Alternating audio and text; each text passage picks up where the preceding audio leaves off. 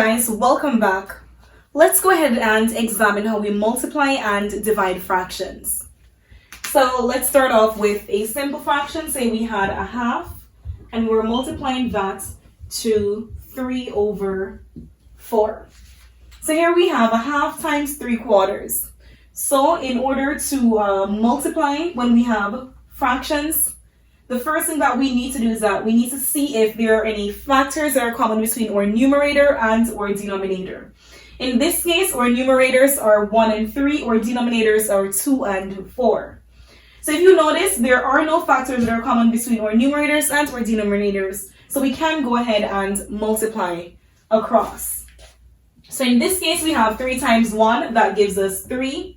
And then 4 times 2, that gives us 8. So our final answer is 3 over 8. Let's go ahead and do another example. Say we had 5 over 9 and we're multiplying that by 27 over 35. Alright, so we have 5 over 9 times 27 over 35. Again, the first thing is that we need to see if there are any factors that are common between our numerators and our denominators. So again, in our numerator, we have 5 and 27. In our denominator, we have 9 and 35. So the first thing that we need to do is that we need to simplify. So I'm going to go ahead and write number 1 as simplify. In some instances, you will not be able to do so. For example, in the first example, there were no factors that were common between our numerator and our denominator. So we just went ahead and we multiplied across and we ended up with 3 over 8. In this second example, if you notice, there are factors between our numerators and our denominators. For example, we have 5 and 35. The HCF, or the highest common factor between these two numbers, is 5. So we can go ahead and simplify by dividing 5 by itself and 35 by 5. So 5 divided by 5 gives us 1. 35 divided by 5, that gives us 7. So in this case, we are able to simplify. Now we have 27 and 9. So again, we're looking for the HCF, or the highest common factor between 27 and 9. In this case, our highest common factor is 9. So again, we're going to go ahead and divide 27 by 9 and divide 9 by itself. So if we have 27 divided by 9, that's 3, and 9 divided by itself, that's 1. So now, since we have no other factors that are common to our numerators and our denominators, we can go ahead and multiply across, which makes step 2, multiply. So first you simplify, then you multiply. Of course, you could do it the other way around, where you multiplied first and then you simplified later on. But to make it simpler for you when you multiply, it's easier to simplify and then have multiplication being your second step. So we have 3 times 1, that gives us 3, and 7 times 1, that gives us 7. So our final answer is 3 over 7. We're going to go ahead and try an example using a mixed number. So we're going to go ahead and put that on this side. So our mixed number. So say we had 3.5, and we're multiplying that by 4 and 1 over 8. So if you notice, with our mixed number, we have the whole number components. We have the fraction, the whole number components. We also have a fraction. It is a bit different from what we did previously, because in these two examples that we just did, those were proper fractions. But for these are mixed numbers, so we have to do an extra step. We have to first convert these mixed numbers to improper fractions and then proceed to simplifying and then, of course, multiplying across. So in some instances, conversion can be the first step. So of course, I'm going to put convert here, and you convert only when you have a mixed number. So I'm going to go ahead and put an arrow indicating that, of course, convert would be the first step, but in some instances, you will not have mixed numbers. So the first thing you do would be simplify and then, of course, multiply. So let's go ahead and convert 3.5 and 4 and 1 over 8. So in order to convert this to an improper fraction, we multiply our whole number by our denominator, then we add the number in the numerator position to what we have and then put it back over our denominator. Follow this step really closely. So we have 3 times 2, that's 6, plus 1, that gives us 7 over, and of course we put 7 over our denominator, which is 2, and we're multiplying that by, again, 4 times 8, 32 plus 1, 33. And again, we're putting 33 over 8.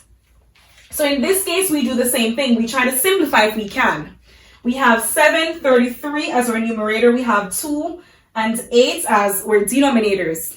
So in this case, because we have no factors that are common to our numerators and our denominators, we can go ahead and multiply. So we have 7 times 33. In order to calculate this, we can do 7 times 3, 7 3s, that's 21. So we have 1, we carry a 2 here. 7 times 3, again, 21, 22, 23. So we have 231. And we're dividing this by 8 times 2, which is 16. And of course, if you notice there, our answer is in the form of an improper fraction, which we can go ahead and convert back to a mixed number. Kind of like what we started off with. So if we wanted to do 231 divided by 16 again, in some cases, if you have the chance, you can use a calculator. But again, we can go ahead and do this division really quickly. We have 23, we're dividing that by 16. How many times can we get 16 in 23? We can get it once. So we can go ahead and put 1 here. And of course, we have to account for our remainder. So we have 16 plus 4 gives us 20, but we have 23, so that would be 7 as a remainder. So now we have 71. How many times can we get 16 into 71? So of course, if we multiply 16 by 4, that would be 64. And of course, if we have 64, 71 takes 64, that would be 64 plus 6 gives us 70 plus 1, that's 7. So we have 14 and, so it'll be 14 and 7 over 16. So 14 and 7 over 16, and that would be our final answer. So make sure, again, when you get these problems, you try to simplify as much as possible. And if you end up with an improper fraction, make sure that you try to also convert it back to a mixed number. Now, let's look at a few examples where we are dividing fractions. So let's start off with something pretty simple. Say we had 5 over 10, and we're dividing that by 30 over 25. All right, so here we have 5 over 10 divided by 30 over 25. So, we're going to follow the same steps like we did when we were multiplying. But if you notice, instead of multiplying here, we have a division sign. So we have one additional step that we have to do before it. But afterwards, we have simplifying and then, of course, multiplying as we did previously. So what we have to do is that we have to keep this first fraction, we have to change our division sign to a multiplication, and then we have to flip or invert our last fraction. So the acronym that we typically use is called KCF. And what KCF means is that the K means keep, so we're keeping again the first fraction. C means change, so we're changing our division to a multiplication. And then F means flip, which means that we're flipping that last fraction. So for step 1, I'm going to go ahead and write KCF. And again, KCF is just an acronym that we use to help us as we proceed with dividing fractions. So let's go ahead and follow the step. So again, we're keeping 5 over 10, so we have 5 over 10. We're changing our division sign to a multiplication, so we have a multiply here, and then of course we're flipping or inverting our last fraction. So instead of having 30 over 25, we now have a 25 over 30. So yes, this was a 5.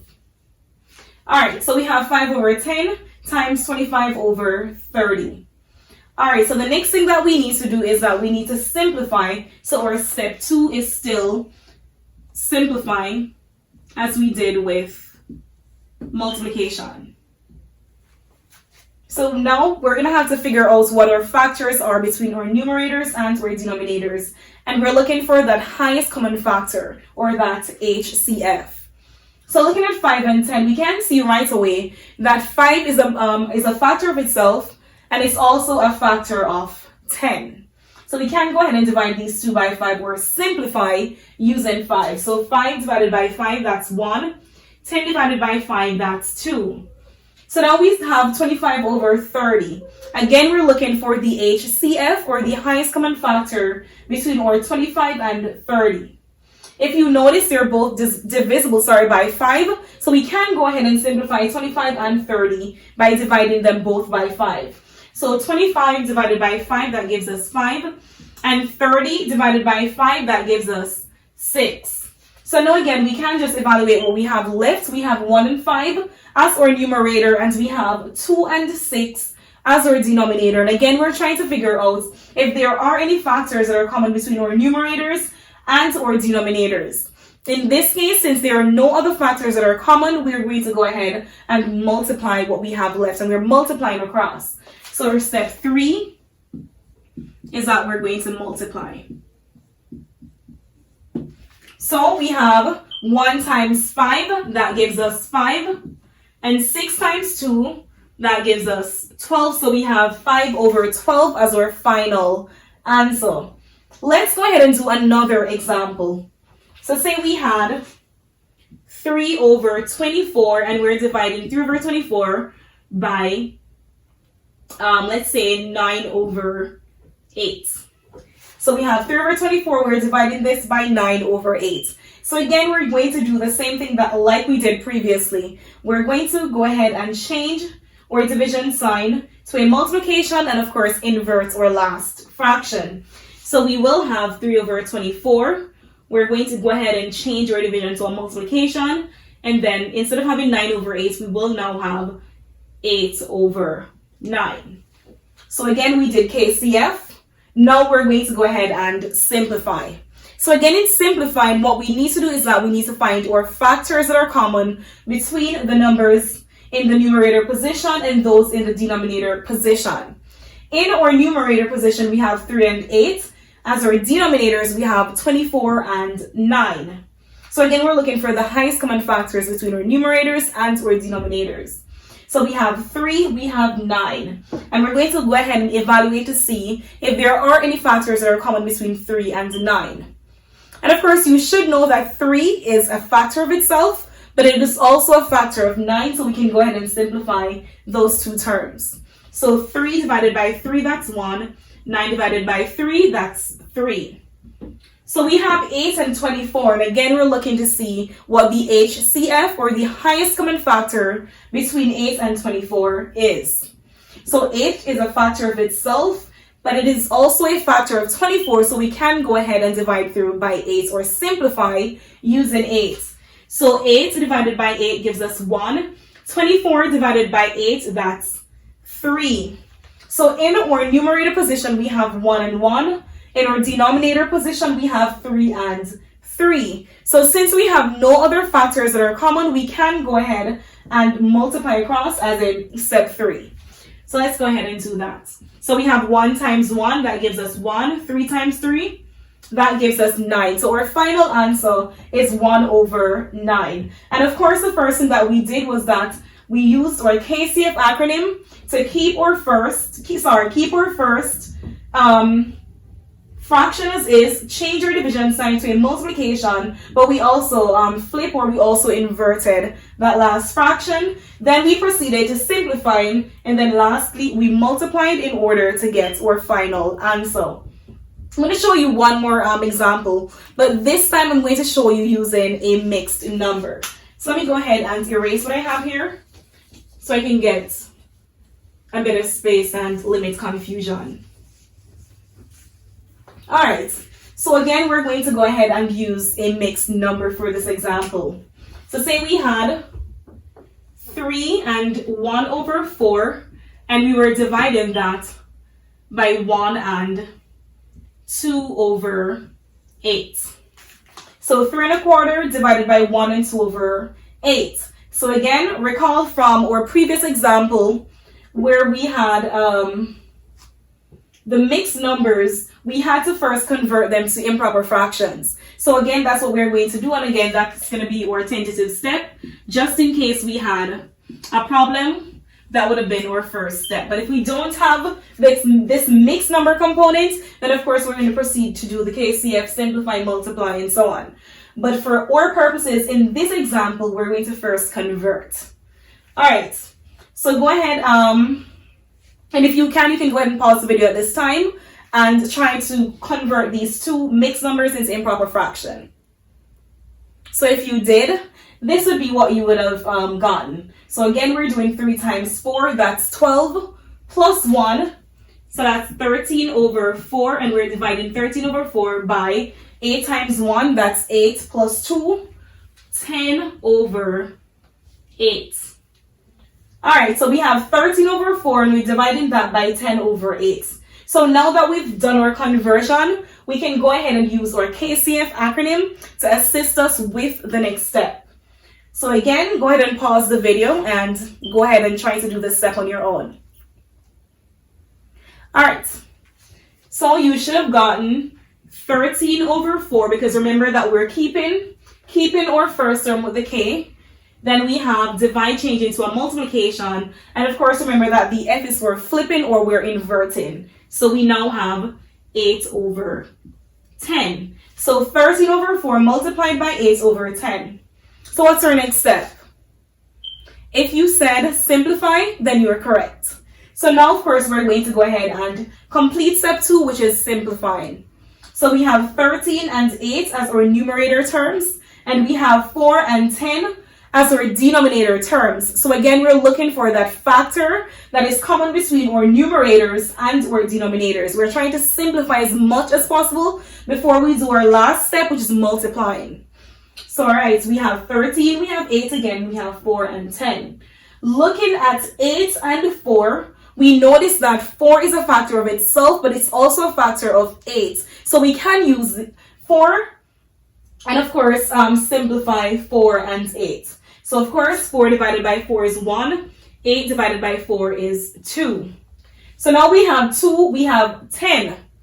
2 is a factor of itself, but it's also a factor of 10. So we can go ahead and simplify these two terms. So 2 divided by 2, that's 1. 10 divided by 2, that's 5. We're left with 13 and 5. Since there are no factors that are common to 13 and 5, we can now go ahead and again do our last step, which is multiplying. So we can go ahead and multiply across. So we have 13 times 1, that's 13. And 5 times 1, that's 5.